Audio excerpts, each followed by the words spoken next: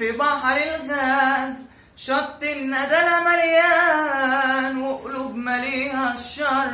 والبر ماله امان نيجي الخسيس منه، اما الاصيل غرقان والغني في قوته، بس على الغلبان شيطان ضحك على الكل، والكل باع وخان نشر الفضول والظلم ما بين بني الإنسان، ولما قبضوا التمن الكل باع وخان، واللي عامل حبيبي على حقيقته بان.